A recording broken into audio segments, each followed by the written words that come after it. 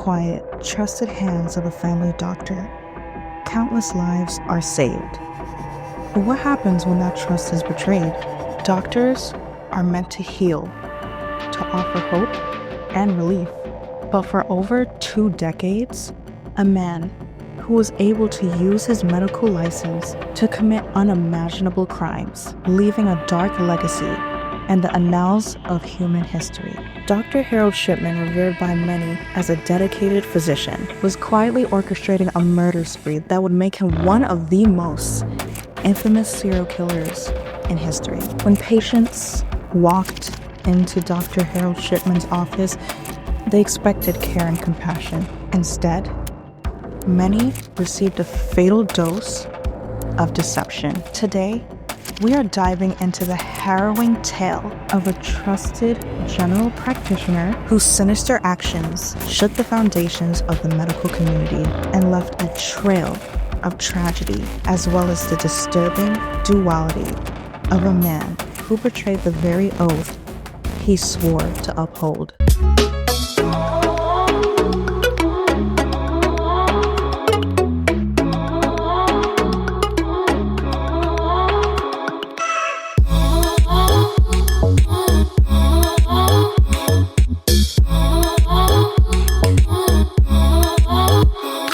Hello, welcome back to my channel.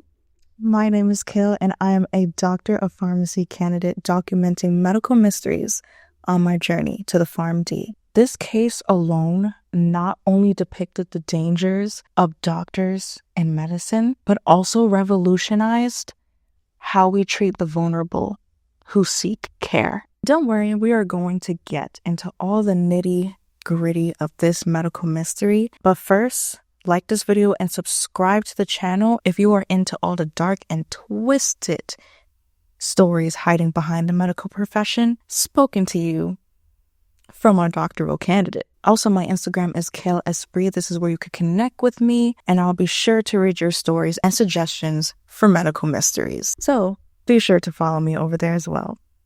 Now, let's break down what we know.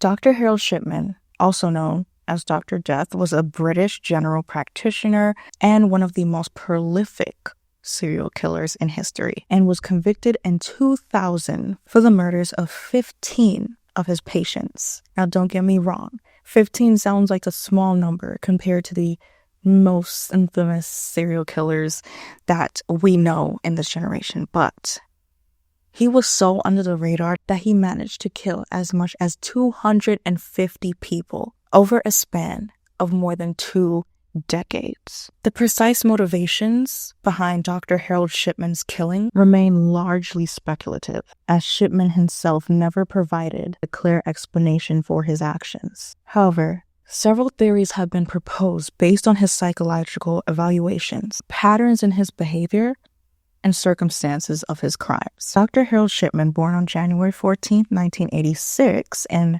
Nottingham, England, was the middle child of Vera and Harold Shipman. His siblings were Pauline and Clive Shipman. Shipman, I feel like I'm saying that like over and over again. His mother, Vera, was mainly out of the public eye, but was known to be a domineering and influential figure in Shipman's life. She was very protective and had a close, almost controlling relationship with him. Known for her strict and controlling nature, she had a profound impact on her son's development.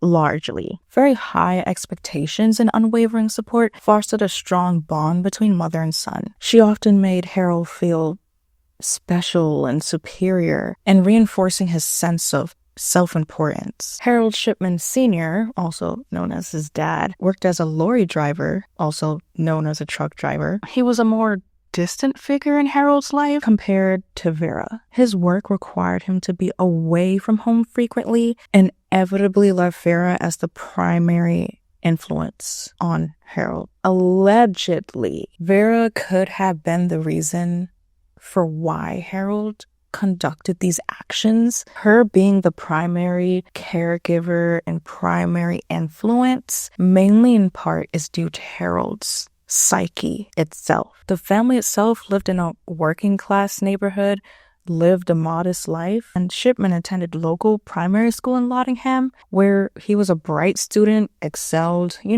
typical kid things, general things, nothing too crazy. His excelling was what set him apart from his peers. Shipman continued his education at High Pavement Grammar School in Nottingham. At grammar school is where we see that he actually excelled in his subjects in science, which paved the way for his career in medicine. Despite his academic success, he was known to be somewhat isolated from his peers, partly due to his mother's influence and partly due to the superiority that Shipman felt that was fostered by Vera. Harold also participated, get this, in athletics, particularly running. Is he practicing running from the law?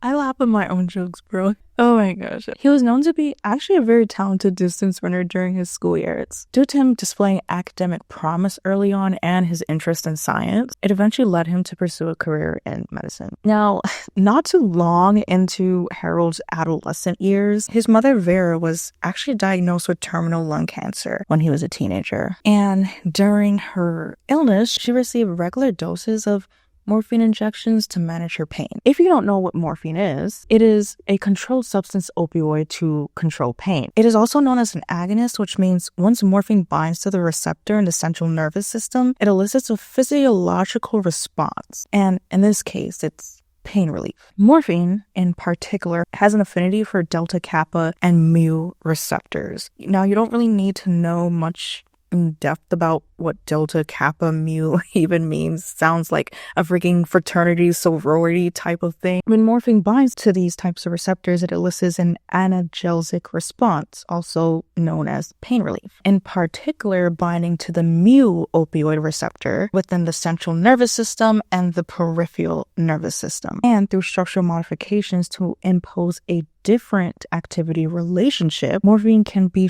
transcribed into drugs such as codeine, oxymorphine, and yes, even heroin by specific structural substitutions to the phenyl ring or even the tertiary nitrogen, to name a few. Despite opioids being dangerous and do need to be generously monitored, they can be extremely beneficial when used appropriately. Vera's illness did have a profound impact on Harold as a young, impressionable child. He actually took it upon himself to observe the administration of these injections, which provided relief and comfort to his mother.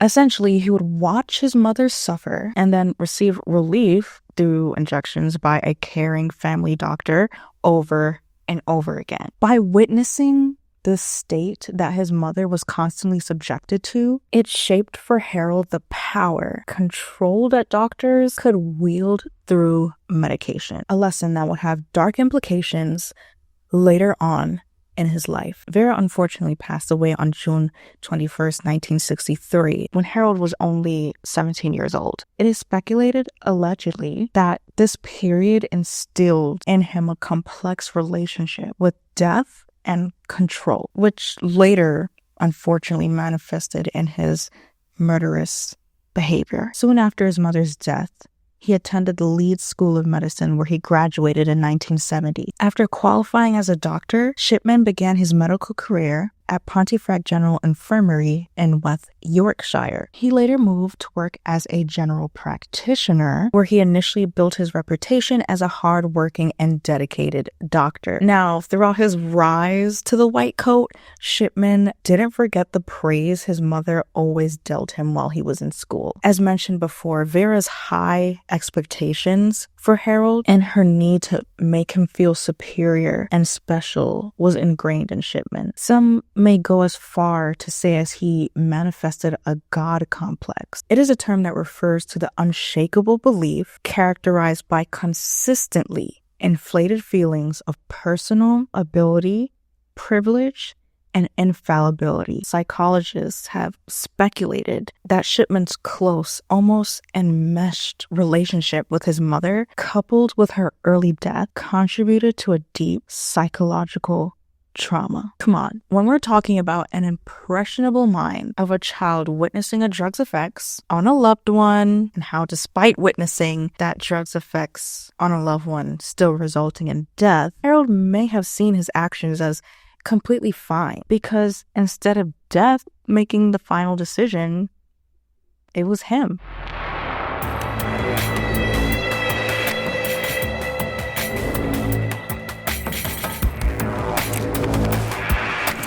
Early in his medical career, while at Leeds School of Medicine, Harold met his wife, Primrose Oxtoby, and formed a family. The couple had 4 children, 2 sons and 2 daughters. As I briefly mentioned before on Shipman's rise to the white coat, Shipman began his medical practice in Pontefract General Infirmary in West Yorkshire, and according to U.S. edition, The Independent, Shipman was a houseman in the hospital in Pontefract from August 1970 to March 1974, acquiring diplomas in child health and gynecology. But until now, thoughts that he might have killed during that time were always dismissed. Well, in fact, in 1974, he secured a position as a general practitioner at the Abraham Ormerod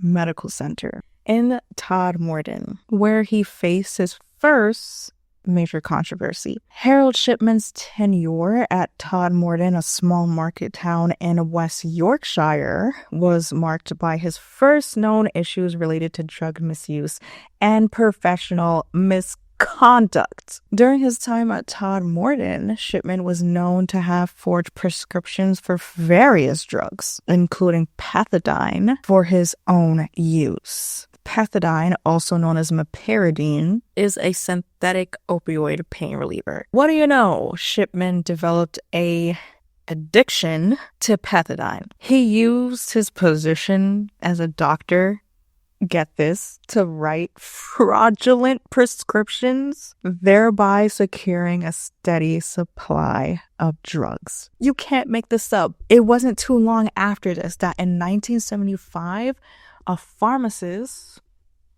okay, come on, heroes, come on, we with it, actually grew suspicious of Harold's constant pethidine prescriptions and decided to investigate it by getting his medical practice and the police involved. He was shook to his core. In 1976, Shipman actually was convicted of obtaining drugs fraudulently and was fined £600. He was also required to attend a rehabilitation program to address his addiction. As a result of his conviction, Shipman was forced to leave his position at the Abraham Ormerod Medical Center. After completing the program, he was able to return to medical practice, although with a tarnished reputation, as they should. On his neck, his medical career seemed to be in jeopardy, but he managed to avoid being struck off the medical registrar. In 1977,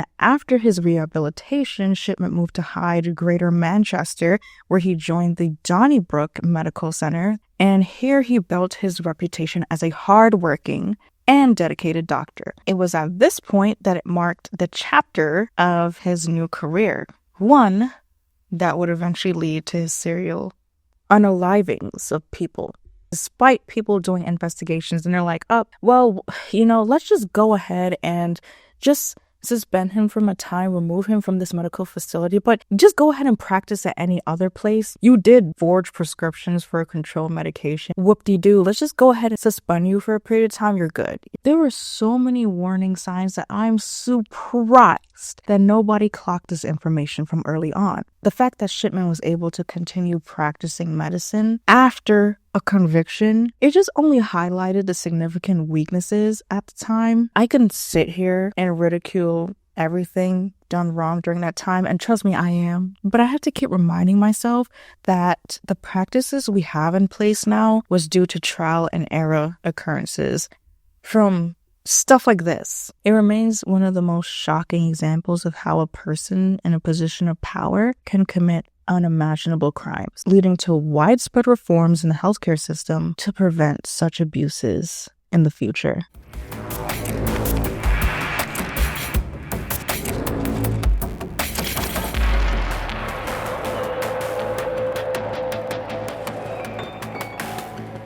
Shipman fits the profile of a serial unaliver that kills for manslaughter rather than material reasons, right? Right? He clearly didn't have any fear of being caught because he felt untouchable, really and truly. Unfortunately, Shipman's target was elderly women. Whew, that is one thing you don't want to mess with because not too much on the vulnerable. But it was actually known that he didn't exclusively target this audience. During this time, his victims ranged in age from being a 41-year-old man to a 93-year-old woman. Shipman's preferred method of unaliving people was by administering lethal injections of diamorphine, also known as heroin. Shipman often falsified medical records to make it seem that once the dose was administered to these patients that they died of unexpected or natural causes, to make it seem that his patients were in poorer health conditions than they actually were. His pattern to target patients went a little something like this: pattern of trust, home visits, and regularity.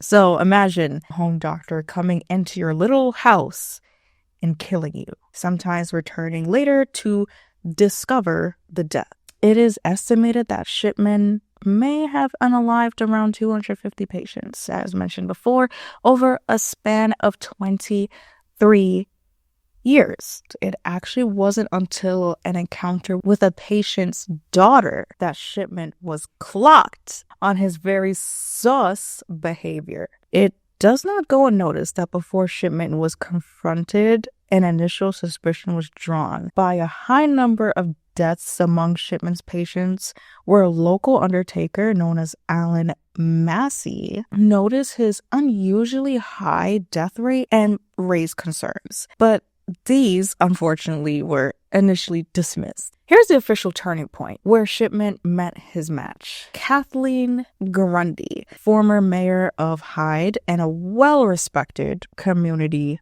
figure. She was generally in good health for her age, 81 years old. On the day of her death, she had reportedly asked Harold Shipman for a home visit, although the specific reason for this visit remains somewhat unclear. The circumstances surrounding her death, however, provide some context. It is possible, very, very possible, that the visit was a routine checkup. There was no evidence that Kathleen suspected Harold of doing anything heinous or doing anything sus.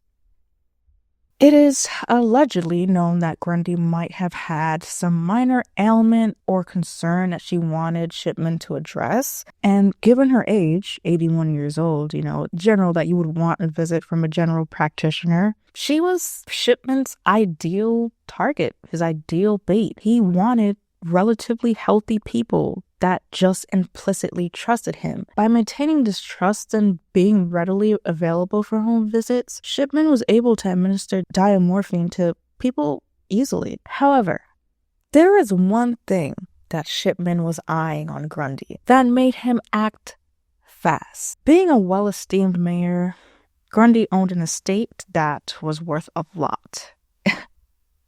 And when I mean a lot, I mean like a lot. She had accumulated her estate through a combination of prudent financial management, investments, and possibly inheritance or other sources. While specific details about the sources of her wealth are not widely known, it is likely that she acquired her assets over a lifetime of work and savings, and Shipman was laser focused on that money. On June 24th, 1988, Shipman visited Kathleen Grundy. During this visit, he administered a lethal dose of diamorphine, causing her death. Shipman then proceeded to falsify her medical records to make it appear that she died of natural causes. And after her death on June 1998, her daughter, Angela Woodruff, was shocked and suspicious after her mother's sudden death. She was very suspicious that upon her death, Shipman forged a will that left most of Grundy's estate to him and him alone. Woodruff alerted the authorities, where the suspicion led to an investigation, ultimately uncovered Shipman's crimes.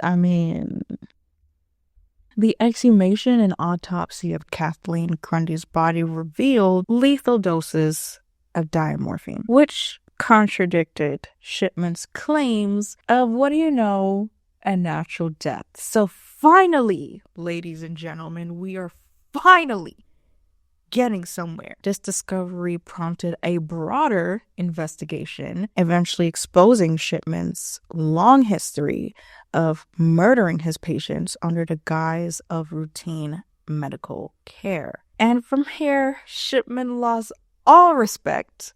Took them long enough, but lost all respect. Okay, we love to see it in the medical community. It was here that the revelation of Shipman's actions was a profound betrayal of trust that Grundy, her family, and many others in the community had placed on him. And if you really think about it, it's almost crazy that Shipman could have actually got away with it. I'll repeat it. Shipman could have actually gotten away with it had he not gotten greedy and forged an entire will. Just let that simmer just a little bit. He could have gotten away with it had he not said, "Oh, I want that moolah, I want that money."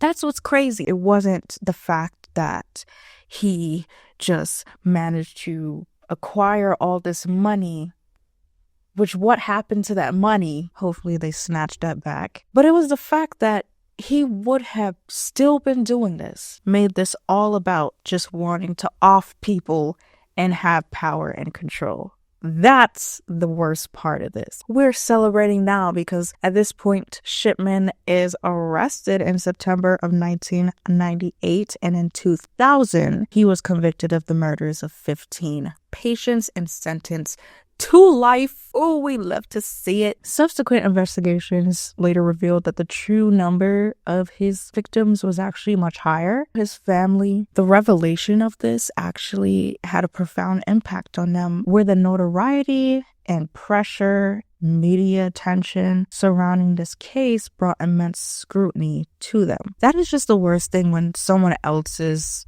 crime or past or history is now your reality just by association. Primrose Oxtoby, remember her? Primrose Oxtoby's loyalty to Harold did not waver despite knowing the truth and the horrific actions that Harold had on other people's families and the lives that he destroyed. After his arrest in 1988, Primrose continued to support Shipman and visit him while he was in prison. Nothing like a Love After Lockup sequel. Through these visits, she actually maintained that he was innocent. It was through this, her unwavering support drew significant attention and speculation, with many questioning how much she knew about her husband really, or whether she was just a woman blinded by love in denial. I'm just cringing thinking about it. It was during the time of this investigation and trial. She described Harold Shipman as a loving and caring husband and father.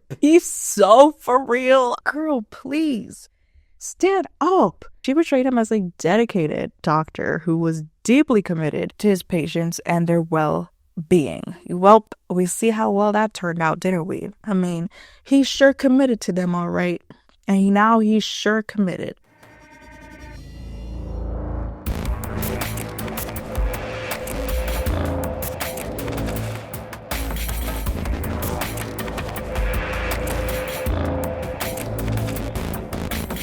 Now we get to the wonderful, beautiful aftermath. The extent of Shipman's crime made healthcare shift entirely. It's almost surreal when you think about it. When Shipman officially started his spree, it's highly debated and pondered on. In fact, a British appeal court judge who carried out the 3-year inquiry, Dame Janie Smith, she issued a report. She stood on business on this man. She took it as far as looking into Shipman's early times as a practicing physician, where he was a junior hospital doctor. The inquiry aimed to understand the full extent of 6 things: Shipman's crimes, the modus operandi, failures in the system, impact on families and communities, and recommendations for reform. For those of you that do not know, modus operandi is a Latin term that translates to method of operation in English. It is commonly abbreviated as MO.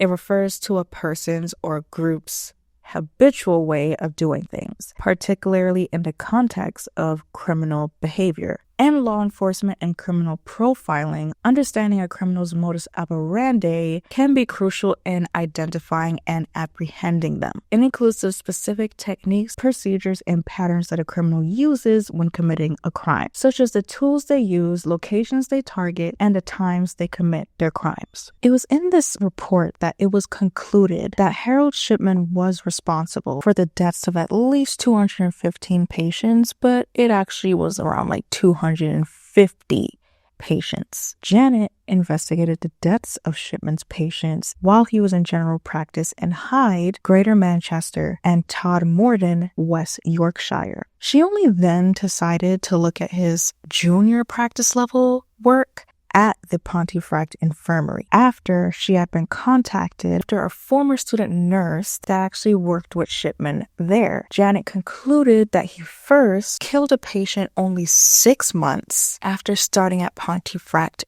General Infirmary when he was only 25 years old. Of 24 suspicious deaths, between 10 and 15 patients, including a 4-year-old girl, were probable victims. I am no psychologist. Serial killers do have a tendency to pick a specific demographic, a specific look that they are so attracted to want to target when they're making their choice. This certain target of a subgroup often leaves a very obvious trail, which I don't know why they do, but it makes it super easy for the cops to come and pull up and gather them. Many sources will tell you that Shipman's intended demographic was the elderly and lonely people. A 4-year-old is far from old, and some may even argue far from lonely, but wouldn't it also be fair to say that his intended demographic was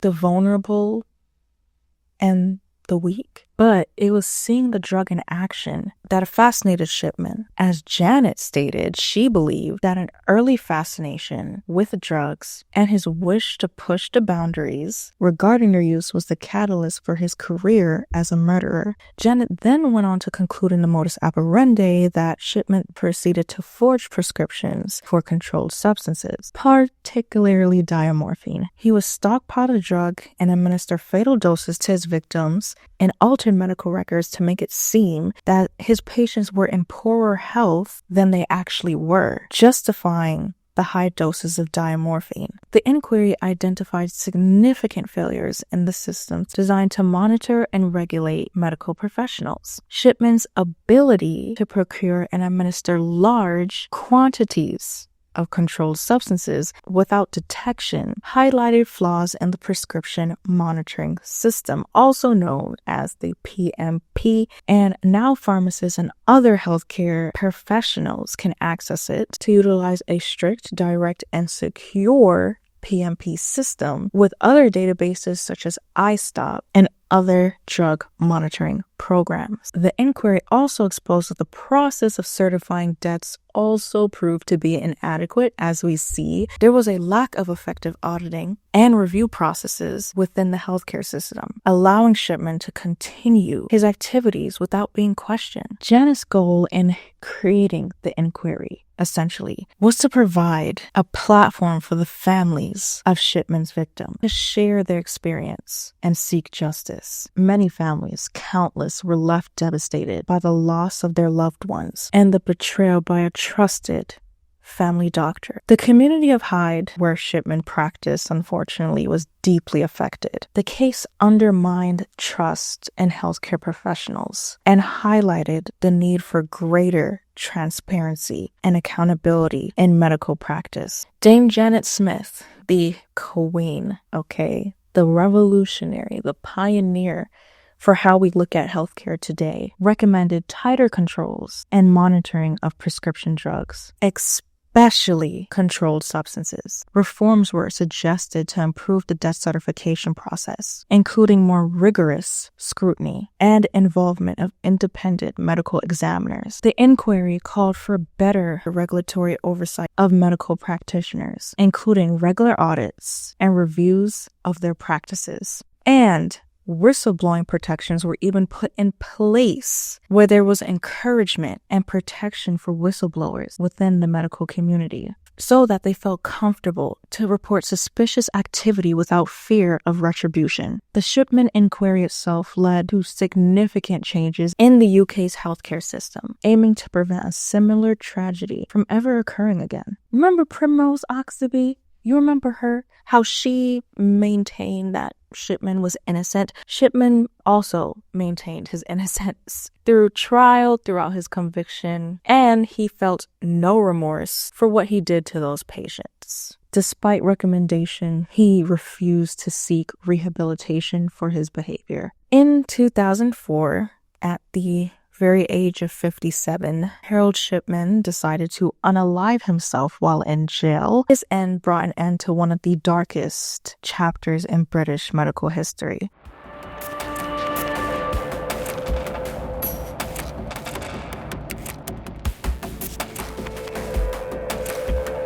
As I've stated throughout this whole deep dive, Shipman's motivations remain an idea of speculation. Some experts believe that he derived a sense of power from his ability to control and decide life and death. Others suggest that he may have had a god complex and enjoyed the dominance he felt over his patients. Even throughout his trial, Shipman showed no remorse, no accountability, nothing for the lives that he took. He maintained his innocence. No doubt this lack of sympathy is characteristic of his psychopathic behavior. Truly, my heart goes out to the victims that were subjected to such evil when all they wanted was care and love. It was no doubt that his title, Dr. Shipman, granted him the ability to gain people's trust. His actions of grandiosity, manipulativeness, and lack of empathy played into his actions. His ability to exploit his position as a trusted doctor to commit mass murder over such a long period only highlights the significant failures in oversight and accountability within the healthcare system, and the reforms only prompted by his case aim to prevent any of those tragedies from ever happening again. Being an individual that receives years of knowledge, years of study to gain a degree that puts you at the forefront of our nation's lives is only something that could be treated with the utmost respect. And Shipman violated all moral ethic codes, all health violations, all trust, all boundaries broken just for his own sick and twisted pleasure and greed. I hope you guys all enjoyed this video as much as I did enjoy researching it. It gave me the chills, it gave me the thrills, things that are so close to like being in the same profession as you, and you just like kind of question how they even got this far and all these different mysteries. It's definitely something that makes you think twice. I definitely learned a lot. I was thrilled to know that we had a woman prosecutor. You know, it's how ironic it is. He unalived mostly elderly women, and it was a woman that revolutionized the way we look at medical practice today. Miss Janet, Judge Janet, come on now. But that is all I have for you guys today. I hope you guys enjoyed. Be sure to like and subscribe to this channel. I would love to have you on my deep dive into medical mysteries, and the suspense keeps you young. What can I say? Be sure to also follow me on Kale to keep up with me over there. But as I say to close out this video, be sure to smile more,